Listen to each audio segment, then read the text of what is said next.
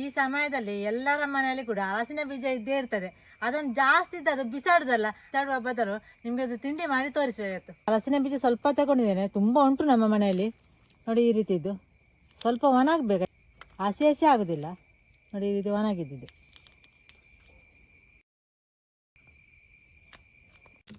ಈ ಹಲಸಿನ ಬೀಜದುಂಟಲ್ಲ ಸಿಪ್ಪೆ ತೆಗಿಬೇಕು, ಜಜ್ಜಿ ತೆಗೆಯುವುದಲ್ಲ. ಈಗ ನೋಡಿ ಒಂದು ಚಾಕು ತಗೊಂಡು ಈಗ ತೆಗೆದ್ರೆ ಬರ್ತದೆ ನೋಡಿ, ಚಂದ ಒಣಗಿದೆ ಕೂಡ ಹಲಸಿನ ಬೀಜ.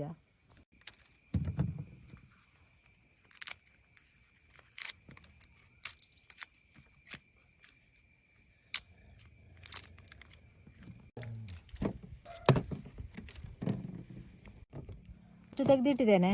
ಇದೇ ಉಂಟಲ್ಲ ಹೀಗೆ ಮಾಡಬೇಕು ನೋಡಿ, ಹೀಗೆ ಇಟ್ಕೊಂಡು ಇಂಥ ಒಂದು ಬೇಕು, ಚಿಪ್ಸ್ ಮಾಡುವಂಥದ್ದೊಂದು ಬೇಕು ನಿಮಗೆ. ಬೇರೆ ಟೈಪದ್ದು ಕೂಡ ಆಗ್ತದೆ ನೋಡಿ. ಈಗ ನೋಡಿ ಕೆಳಗೆ ಬೀಳ್ತಾ ಉಂಟು ಚಿಪ್ಸ್ ರೀತಿಯಲ್ಲಿ. ಅದು ಮೆಲ್ಲಗೆ ಮಾಡಬೇಕು, ಕೈಗೆ ತಾಗ್ಬೋದು ಲಾಸ್ಟ್ ಆಗುವಾಗ.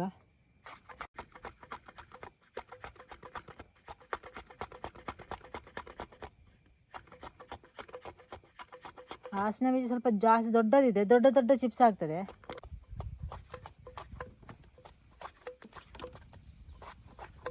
ಈ ರೀತಿ ಚಿಪ್ಸ್ ಆಗಿದೆ ನೋಡಿ. ಅದು ಚಿಕ್ಕದು ಕೂಡ ಉಂಟು ಈ ರೀತಿದು. ಲಾಸ್ಟ್ ಆಗುವಾಗ ಸ್ವಲ್ಪ ಚಿಕ್ಕ ಚಿಕ್ಕದಾಗ್ತದೆ ಈ ರೀತಿ ನೋಡಿ. ಅದು ಚಿಕ್ಕದಲ್ಲ ಹಾಗೆ.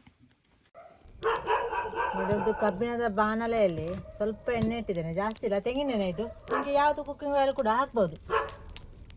ಚಿಪ್ಸ್ ಮಾಡುವ ಮೊದಲು ಸ್ವಲ್ಪ ಸ್ವಲ್ಪ ನೀರು ಸಾಕು, ಸ್ವಲ್ಪ ಉಪ್ಪು ಹಾಕುವ, ಸ್ವಲ್ಪ ಅರಶಿನ ನೋಡಿ.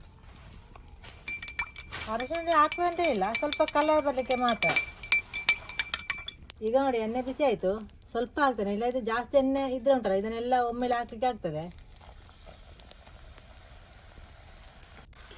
ಸ್ವಲ್ಪ ಫ್ರೈ ಆಗಲಿ.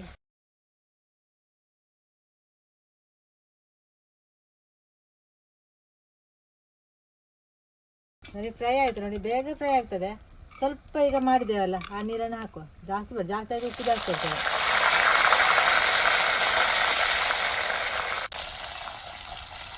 ಸ್ವಲ್ಪ ಕಲರ್ ಚೇಂಜ್ ಆದ ಕೂಡಲೇ ತೆಗಿಯೋ, ಇಲ್ಲದೆ ಅಲ್ಲೇ ಕಳಂಚಿ ಹೋಗ್ಬೋದು, ತೊಳುವಲ್ಲ.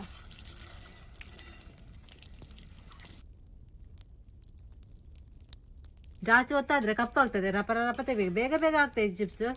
ಗ್ಯಾಸಲ್ಲಿ ಕೂಡ ಮಾಡ್ಬೋದು, ಗ್ಯಾಸಲ್ಲಿ ಕಡಿಮೆ ಉರಿ ಇಟ್ಕೊಳ್ಳಿ ಆಯ್ತಾ, ಇಲ್ಲ ಬೇಗ ಕಪ್ಪಾಗ್ತದೆ. ನೋಡಿ ಹಲಸಿನ ಬೀಜದ ಚಿಪ್ಸ್ ರೆಡಿ. ಒಂದೊಂದು ಕಪ್ಪು ಆಗಿದೆ, ಅದು ಜಾಸ್ತಿ ಬೆಂಕಿ ಆದದ್ದು. ಬೆಂಕಿ ಆದ್ರೆ ಈ ರೀತಿ ಆಗ್ತದೆ. ನಿಮ್ಗೆ ಉಂಟಲ್ಲ ಇದು ಬೇಗ ಫ್ರೈ ಆಗ್ತದೆ, ಬೇಗ ತೆಗಿಬೇಕು ನೋಡಿ. ಫ್ರೈ ಆಗುವಾಗ ಗೊತ್ತಾಗ್ತದೆ ಕ್ರಿಸ್ಪಿಯಾಗಿ ಉಂಟು, ಕರ್ಕುರಾಗಿ. ಒಂದು ಟಿಶ್ಯೂ ಪೇಪರಲ್ಲಿ ಹಾಕಿದೆ, ಯಾಕೆಂದರೆ ಜಾಸ್ತಿ ಎಣ್ಣೆ ಇದ್ದರೆ ಹೋಗಲಿ ಅಂತ.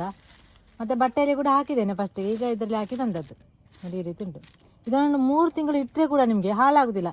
ಒಂದು ಡಬ್ಬದಲ್ಲಿ ಹಾಕಿಟ್ರೆ ಈ ರೀತಿ ಕ್ರಿಸ್ಪಿಯಾಗಿರ್ತದೆ ನೋಡಿ ಚಿಪ್ಸು. ನೀವು ಹಲಸಿನ ಬೀಜ ನಿಮ್ಮ ಮನೆಯಲ್ಲಿ ಇದ್ದರೆ ಇದು ಹಾಳು ಮಾಡಬೇಡಿ, ಈ ರೀತಿ ಚಿಪ್ಸ್ ಮಾಡಿ ಇಡಿ.